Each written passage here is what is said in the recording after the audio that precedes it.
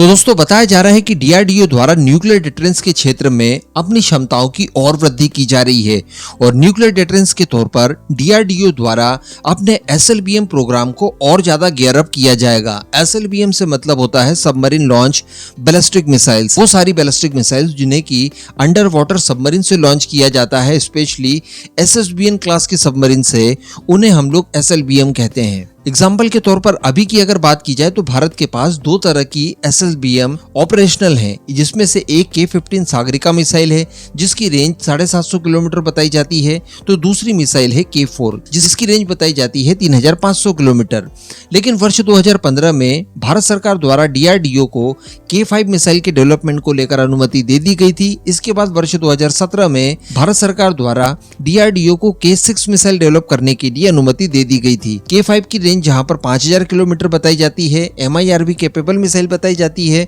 तो वहीं पर K6 की अगर बात की जाए तो K6 6000 किलोमीटर रेंज के आसपास बताई जाती है एंड ये भी MIRV कैपेबल होगी। अब अगर K5 और K6 की बात की जाए तो वर्ष 2015 और 17 में अगर इसके डेवलपमेंट शुरू किए गए होंगे तो डेफिनेटली वर्ष 2024 जो आज चल रहा है अब तक इसके डेवलपमेंट पूरे हो चुके होंगे, क्योंकि हमें केवल रेंज ही बढ़ानी थी, बाकी सारी टेक्नोलॉजीज हमारे पास ऑलरेडी मौजूद थी, क्योंकि K4 तक तो हम लोग ऑलरेडी तैयार कर चुके थे। तो ये संभावना इस समय जताई जा रही है कि इनके डेवलपमेंट पूरे हो चुके होंगे और अंडर वाटर परीक्षण भी कर लिए गए होंगे शॉर्ट रेंज में, जिन्हें कि अभी तक डिस्क्लोज नहीं किया गया है। K5 और K6 मिसाइल आ जाने के बाद हम लोग चाइना को पूरी तरह से अपनी जद में ले सकते हैं। अब K5 और K6 जब ऑपरेशनल होंगी तो इन्हें हम लोग लॉन्च कर पाएंगे हमारी अरिहंत क्लास की आने वाली सबमरीन्स में, जिसमें एक तो S4 क्लास की है, दूसरी S4 स्टार है और साथ ही 12,000 से लेकर 13,000 टन डिस्प्लेसमेंट वाली S5 सबमरीन के साथ। लेकिन इसके अलावा बताया ये भी जा रहा है कि डीआरडीओ का उद्देश्य केवल K6 तक रुक जाने का नहीं है,